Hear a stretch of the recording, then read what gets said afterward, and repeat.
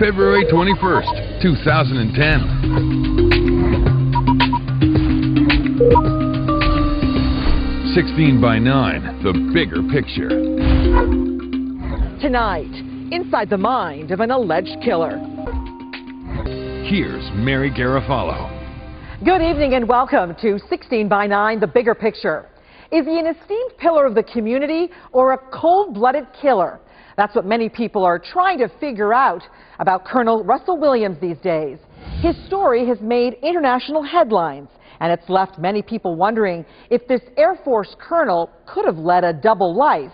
Tonight, 16 by 9 solicits some help from some top criminologists to understand what might have been going on in the mind of Canada's newest alleged serial killer.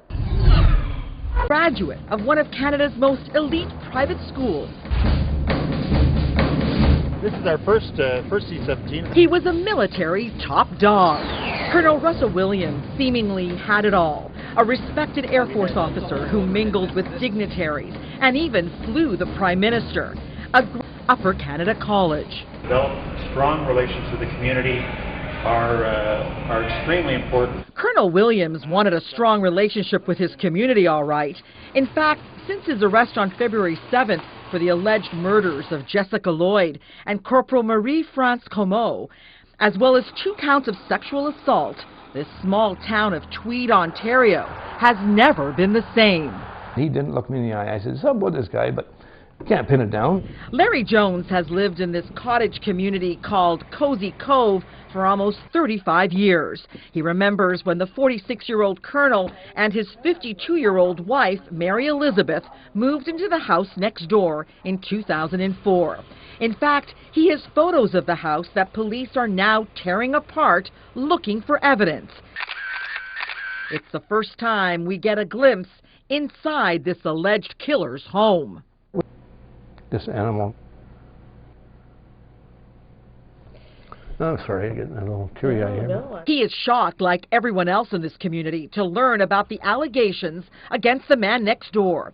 He says it was at one of his annual Christmas parties that Colonel Williams would meet a vivacious and friendly neighbor who lived a few doors down, a woman who police say Colonel Williams sexually assaulted last fall.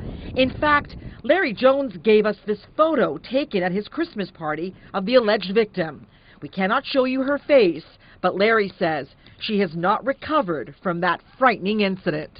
She said, can you believe what's happened to me? I was just home alone and somebody broke into my house and put something over my head. She said, I don't know what it was, my nightgown or a blanket, and tied me all up and undressed me and took pictures of me in different positions. She said I was really squirming trying to get my blindfold off to see who it was. He says, stop doing that. You don't want to see me. You don't want to see me. And that's not all. Larry says the man who sexually assaulted her did other bizarre things. She had a headache. He went to the cabinet, got her an aspirin. He says, would you lay a cigarette and a lighter right there so I can have a cigarette and a smoke when I'm waiting for you to get out of here? So, and he did. Put a cigarette and a lighter there for her. That's what she told me. The first girl was raped, had a baby in the house. I bet you the baby was only more than 3-4 weeks old. Larry says the police interviewed all the neighbors except for Colonel Williams, and he makes this shocking allegation. I asked him, I said, are you checking everybody? He says, well, this guy here is not home, and he's up pretty high in the military, so he's above reproach or something, or beyond reproach or something, so they never even questioned him. The OPP says it cannot confirm whether or not Colonel Williams was questioned and will not speculate on the details of the investigation.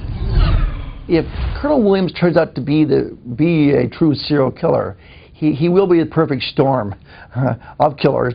Criminologist Eric Hickey says Colonel Williams' case could be one for the record books. Colonel Williams, if he's guilty, certainly doesn't fit your typical profile of a serial killer. I suspect he's had a long history of getting involved with pornography, maybe S&M bondage stuff, and he's got into that. I suspect he's developed several different paraphilic interests.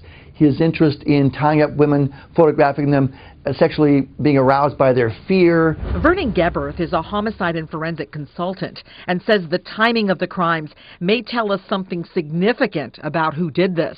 Within 2 weeks, we have women that are assaulted, tied up, photographed, and then a couple of months later there's a homicide, and then all of a sudden in January there's another homicide.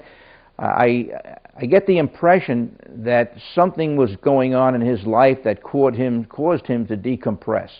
Police have torn apart Colonel Williams' cottage searching for evidence. According to experts, sexual deviants usually take items from their victims.